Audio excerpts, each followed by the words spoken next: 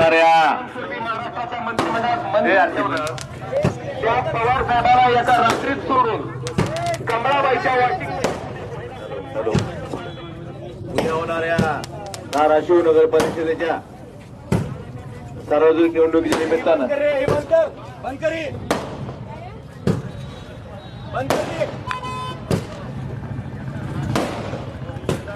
आपल्या नगराध्यक्ष पदाच्या उमेदवार सौ संगीता सोमनाथ गुरव आणि या प्रभागाच्या आपले उमेदवार सौ भाग्यश्रीताई कोटरे आणि कुमारी पूजाताई दिले यांच्या प्रचारार्थ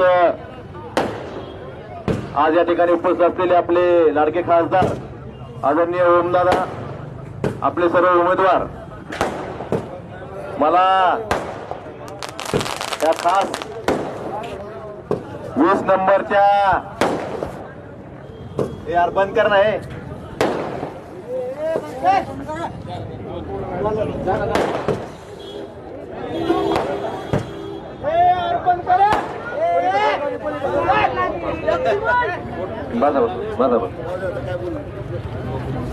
मला एकच सांगायचंय, आज लाईट घालवली ना बाळा, तुझी अंधारा कुठे रवानगी होणार आहे एवढं लक्षात ठेव. तुझे गोरगरिबाचे निम्मे पैसे आणलेत. तुझी जागा काळ्या कोठडीतच आहे आणि तुला सुटका नाही. तू आता तुझी लाईट घालून लोकांच्या माणसाच्या अंगावर माणसं लावून चुलत्याला मारून हे चालला ना प्रकार. तुझी रवानगी थोड्या दिवसात झाली. निवडणूक उद्या संपते, निवडणूक उद्या संपते. आपण तुझ्या अंधाराची सवय लावून घे.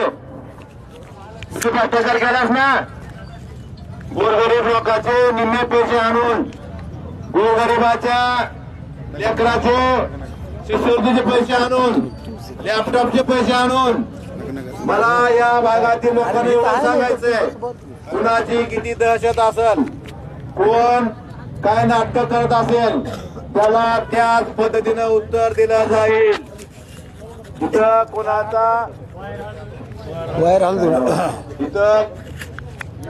इथं कोणी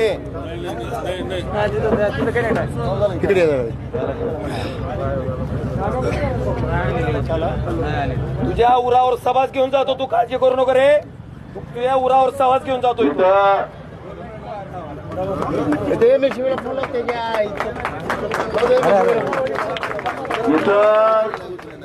जर कुणाला वाटत असेल सभा होऊ नये, कुणाच्या का बापाची प्रॉपर्टी आहे काही, मला फक्त इथल्या सुजाण मतदार नागरिक बंधू भगिनींना सांगायचंय, अशा लोकांना धडा शिकवायची वेळ उद्याची आहे. आपलेच पैसे आणलेत. कुणाचे पैसे आणलेत? आपलेच आणलेत. का सोयाबीनची पट्टी आहे कोणाची? का ऊसाचं बिल आहे? कसले पैसे आहे ते? कुणाचे पैसे? बांधकाम कामगाराचे. बांधकाम कामगाराचे आपल्या हक्काचे पैसे आणून हा माझ आहे. माज जिरवायचा असेल तर उद्या काय केलं पाहिजे? हा माज जिरवायचा असेल तर उद्या मतदान मशालीला केलं पाहिजे. हे सगळ्यांनी लक्षात ठेवायचं. आणि मला एवढं सांगायचंय, लोकशाहीर अण्णाभाऊ साठेंच्या पुतळ्याच्या बाबतीत मागच्या वर्षी नारळ फोडलं होतं इथं, लक्षात आहे का? झाला का पुतळा? नाही. नुसतं नारळ फोडायचं. त्या जागेच्या बाबतीत ज्यावेळेस दुग्ध विकास विभागानं प्रस्ताव नाकारला त्यावेळेस परत जिल्हाधिकाऱ्याला प्रस्ताव पाठवायला लावला मी, की जसं स्वर्गीय गोपीनाथ मुंडे साहेबांच्या स्मारकाला जागा दिली त्याच धर्तीवर धाराशिव येथे अण्णाभाऊ साठे यांच्या पुतळ्याच्या स्मारकासाठी तुम्ही जागा द्यावी. त्यानंतर हा प्रस्ताव मंजूर झाला. मागच्या वर्षी सांगितलं 1 कोटी रुपये मंजूर झाले, नारळ फोडलं, पुढं काय? अशा फसवेगिरी करणाऱ्या लोकांच्या पाठीशी आपण राहायचंय का हे आपण ठरवलं पाहिजे. शहरातली कामं असतील, 140 कोटीच्या कामाला 20 महिने लागतात. आपल्या प्रभागातला जो एक रस्ता आहे तुळजापूर नाका ते जीएसटी ऑफिसचा 2 कोटी 40 लाखाचा रस्ता आहे. त्या कामाला 20 महिने झाले यांनी टेंडर करून दिलं नाही. त्याला जबाबदार कोण आणि यांनी विकासावर बोलावं का? मला आपल्याला एवढं सांगायचंय की आले आले आले मला आपल्या हॅलो हॅलो मला आपल्याला उद्या काय नाही एवढी सभा घ्यायची आपल्याला. लाव पिन तिकडे, लाव ना पिन तिकडे.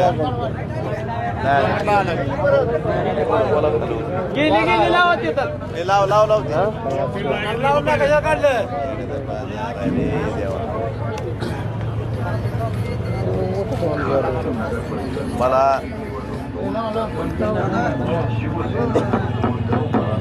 मला या भागातील बंधू भगिनींना एवढंच सांगायचंय की आपण विचार करण्याची वेळ आहे.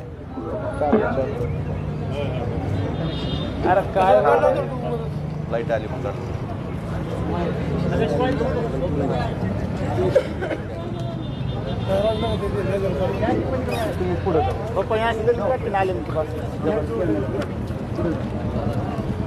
हे झालं का?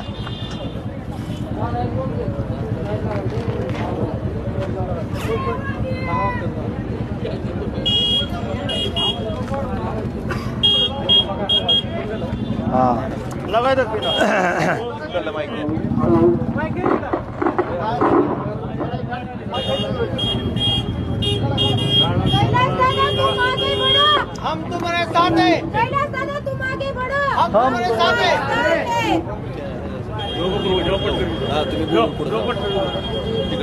आला का बाईक?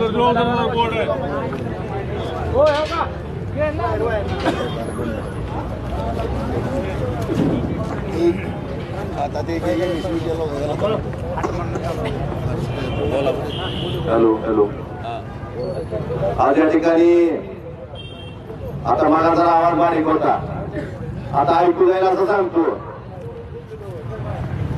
तू अंधाराची सवय लावून घे, कारण तुझी जागा काळ्या कोठडीत आहे.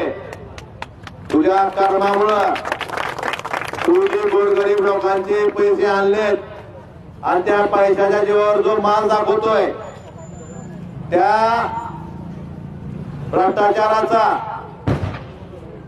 सगळा समूळ हे आता लावायचं ना रे आवाज. उच्चाटन करून तुझी जागा काळ्या कोठडीत आहे एवढं मात्र लक्षात ठेव. तू आता अंधार केलास ना, तू काळ्या कोठडीत जायची याच अंधाराची सवय लावून घे. त्या बांधकाम कामगाराच्या योजनेच्या मार्फत जी योजना गोरगरिबांसाठी असते, त्या ठिकाणी लग्नापासून शिक्षणासाठी असते, घरकुलासाठी असतात, सगळ्या योजनेसाठी तू प्रत्येक गोरगरिबाचे 50% पैसे आणून हा जो पैशाचा माल दाखवलास ना, त्याचं उत्तर तुला द्यावं लागेल.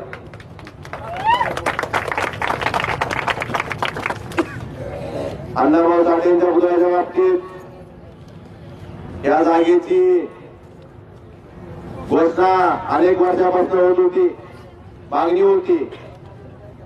सुरुवातीला प्रस्ताव दुग्ध विकास मंत्रालयानं नाकारला होता. आम्ही जागा देत नाहीत म्हणजे कोणाला, आमची पॉलिसीच नाही. मी जिल्हाधिकाऱ्यांना लक्षात आणून दिलं, पत्र दिलं. राज्य सरकारनं दुग्ध विकास विभागाची जागा अण्णाभाऊ साठे यांच्या पुतळ्यासाठी जशी नाकारली तसं त्यांना लक्षात आणून दिलं की दुग्ध विकास विभागानं लोकनेते स्वर्गीय गोपीनाथरावजी मुंडे साहेबांच्या स्मारकासाठी संभाजीनगरची जागा दिली.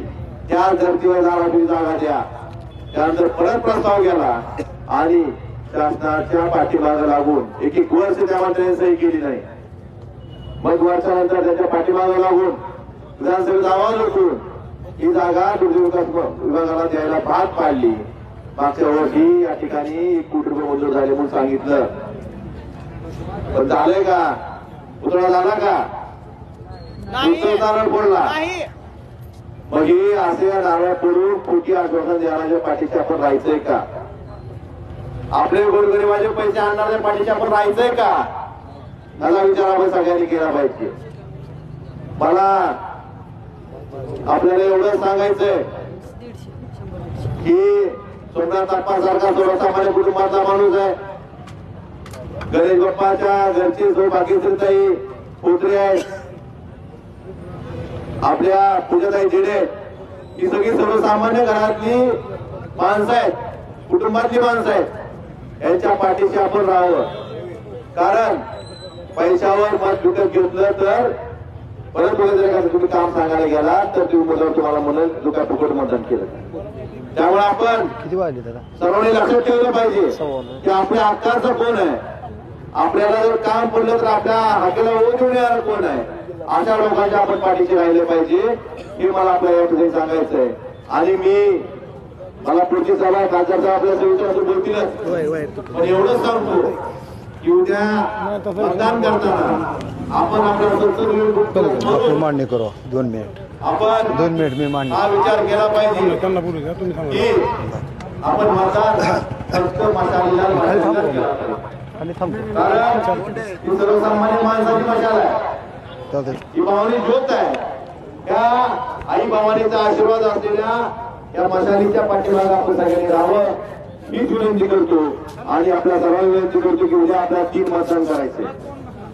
या 3ही मतदान जिथं मशाल दिसेल त्या मशालीसमोर बटन दाबून आमच्या 3ही उमेदवाराला प्रचंड मताने विजयी करावं एवढीच विनंती करतो. माझ्या सर्वांना धन्यवाद. जय हिंद, जय महाराष्ट्र.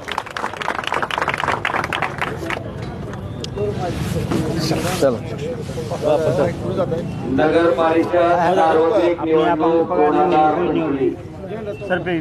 या निवडणुकीच्या निमित्तानं आज आपण सगळे आपल्या नगराध्यक्ष पदाच्या उमेदवार सन्माननीय सोमनाथजी गुरव यांच्या सुविधेच्या पत्नी आमच्या भगिनी सौभाग्यवती संगीताताई सोमनाथजी गुरव ज्यांचं चिन्ह कितव्या नंबरला आहे?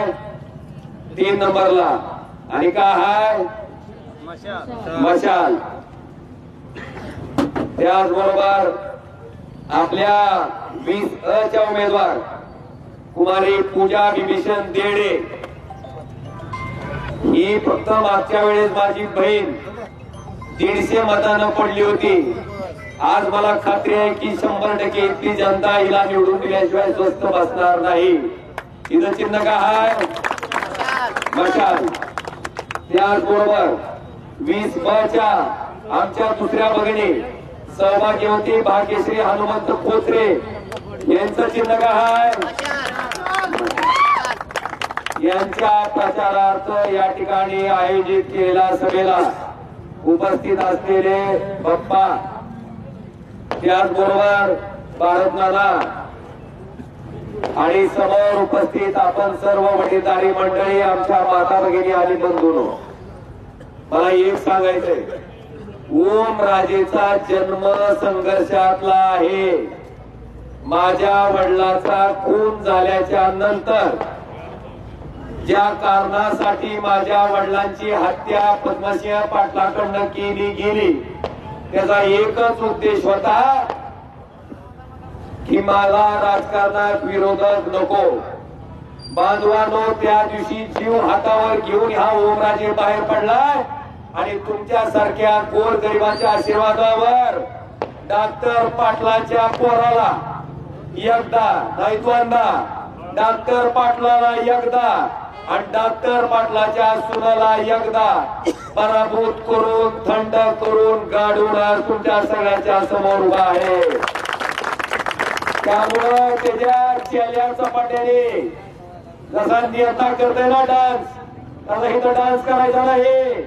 इमानदारीने झक मारायची, आपली काम करायचं, काम करून मत माग, लोकशाहीनं मत माग, आमचा विरोध नाही. पण अरे, ज्या बांधकाम कार्यालयात जातोस तिथं गरीबाला पैसे काढून देतोस आणि त्याच्यात ते निमे पैसे हाणून त्या हाणलेल्या पैशावर ही मास दाखवायला काय आम्हाला? अरे लाईट घालव, इजड्यावणी येणार, तुझ्यात हिंमत आहे तर पुढे 2 हात करायला. मर्दाची अवलाद असेल ना, हे समोर म्हणून तुला दाखवतो ओमराजे काय ते. ही मागून काड्या करायला बनव. आणि ही पद्धत बिलकुल चुकीची आहे. झालं, निवडणूक उद्या संपते. एकदा त्या साळुंकीच्या घरावर हल्ला करतो, एकदा मी आता सख्या चुलत भावाची सुपारी देऊन फोन करतोय आणि कार्यकर्ता सख्या चुलत भावाला मारतोय. तुमच्याकडे काय पैसे सापडले का? काय नाही बरोबर केलं का तुमच्यावर? नाही. अरे तरी द्या, कशामुळे खोट सांगतो रे तू? सांग ना, खरं झालं असतं तर सांग. आणि पैसे कोण वाटते? अरे ह्या ओम राजेला माझी चिचुकी पडणारी बहीण आहे मंगरूळची, 400 रुपये कमी होते, तिनं मला 1,500 रुपये निवडणूक लढवायला दिले ना. बिगारी काम करणारा माझा भाऊ आहे, एक साधारण माणूस, 700 रुपये हाजरी आहे त्याला, तिनं मला लोकसभा लढवायला 1,500 दिले ना.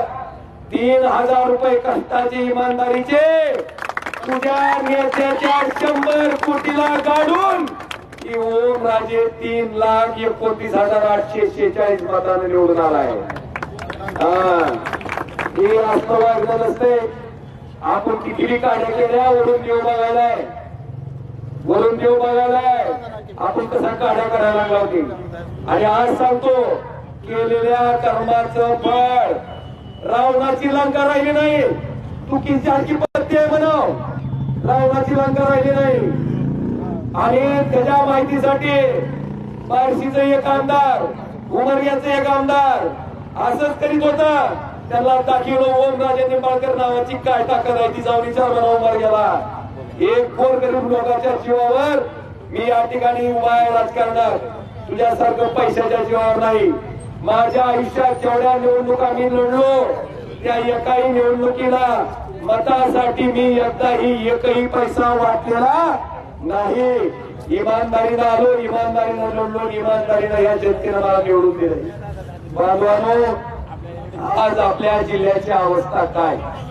डॉक्टर पाटील 40 वर्ष मंत्री, राणा पाटील 5 वर्ष मंत्री, 45 वर्ष मंत्री असताना या बाप लेकांच्या कार्यकाळाचा, त्यांच्या मंत्रीपदाचा आपल्या जिल्ह्याला उपयोग काय?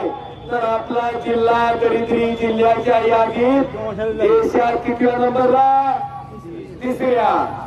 आणि जी मंत्री होत त्या मंत्री त्या ठिकाणी लोकसभेची निवडणूक लढवायला उभा टाकलं. निवडणूक लढवायची म्हणलं की त्या ठिकाणी तुम्हाला तुमची प्रॉपर्टी जाहीर करावी लागते. बांधवांनो, प्रॉपर्टी जाहीर केल्याच्या नंतर असं दिसलं की श्रीमंत खासदाराच्या यादीत जी माणूस मंत्री होता ती अख्ख्या देशात श्रीमंत खासदाराच्या यादीत कितव्या नंबरला?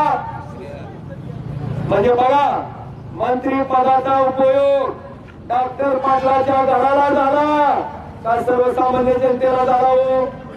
जिल्हा दरिद्री जिल्ह्याच्या यादीत 3 नंबरला आणि डॉक्टर पाटील श्रीमंत खासदाराच्या यादीत 3 नंबरला. आज बांधवांनो, मला सांगायचंय, 45 वर्ष यांच्या कारभाराची अवस्था, आपल्या जिल्ह्याची दरिद्री अवस्था ही म्हणते देशात नरेंद्र, राज्यात देवेंद्र आणि इथं जिल्ह्यात दलिंद्र. ही अवस्था. बांधवांनो, 340 कोटीच्या जिल्हा नियोजन समितीच्या कामाला मंजुरी दिली पालकमंत्र्यांनी. लगेच तीरचं 2 पायाचा बोका राणा पाटील नावाचा त्या कामाला आडवा गेला, मुख्यमंत्र्यांकडे तक्रार केली आणि 340 कोटीच्या कामाला स्थगिती आणली. कुणाचं काम होणार होतं त्याच्यातनं? 340 कोटीतलं तुमचं रस्त्याचं काम शहरातलं, तुमचं ग्रामीण भागाच्या रस्त्याचं काम, तुमच्या शेतकऱ्याच्या डीपीचं काम, तुमच्या दवाखान्यातल्या औषधाचं काम. बांधवांनो, ह्याच्यासाठी हे पैसे मंजूर होते. याला स्थगिती आणली, त्याला पुरावा योगायित आहे. ऐका नीट, कान उघडून. आदरणीय मुख्यमंत्री देवेंद्रजी फडणवीस